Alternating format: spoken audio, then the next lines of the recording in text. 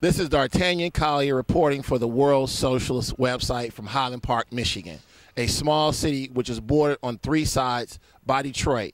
It is a city that has been devastated by high unemployment in the range of 22%, and also the average income of residents is around $17,000 a year. Last week, a house fire in this impoverished town claimed the lives of three young children, Orlando Dewey Glover, Zaria Glover, and Melvin Petey Turner, along with their great aunt, Josephine Dale.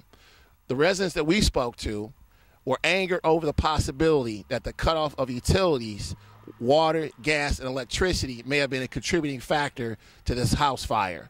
We attended a fundraising event in Highland Park Community High School where we spoke to members of the family and one of the teachers of Orlando Glover.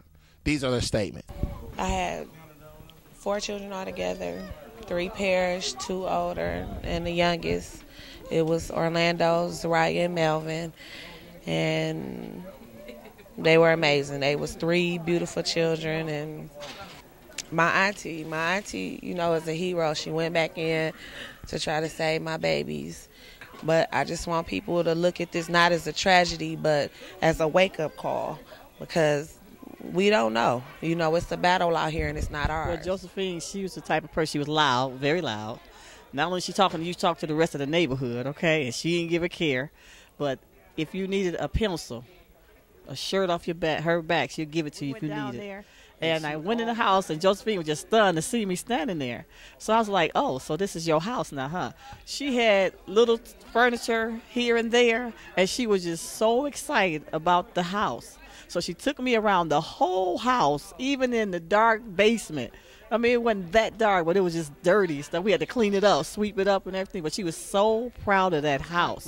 So the electricity wasn't that good in the house. I was over there every day when they moved in there. I was over there every day. I would be over there with Josephine. We'd be sitting there talking. She'd be watching the story. Only one thing could be on at a time.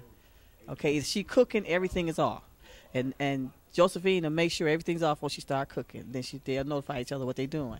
And then because I lost 3 precious grandbabies and a sister. So I'm sorry, go ahead. she needed $100 to move, but I didn't get paid till that Wednesday. And then the fire happened that night, and so, yeah. But I was going to give her the $100 to move. Beautiful. And the people, the outpour that I got personally from the City of Detroit Rec Center, it was just awesome. I just can't even explain it. Just like Highland Park took us, and they hugged my whole family like they've been knowing us forever.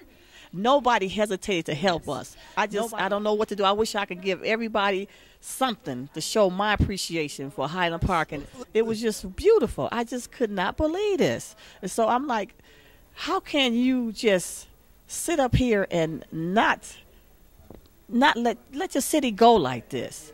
There was no excuse for how that happened. That's no excuse. Those little kids didn't do anything to anybody. Orlando was the type of student that every teacher would want to have. He came to school smiling every single day. He was eager to learn. He was a hard worker, and I couldn't ask for anything more. What is it like to teach kids who come from a background where their parents' income may be close to or at the poverty level?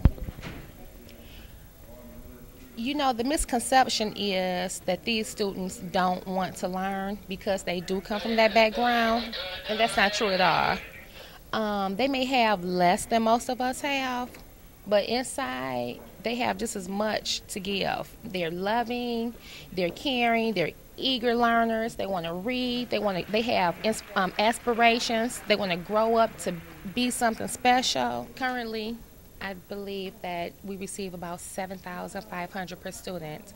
I was talking to one of my friends who live out of state the other day, and their students get their district receives between $10,000 and $15,000 per student. Double, almost double, absolutely. And with that extra money, we can have more technology for the kids.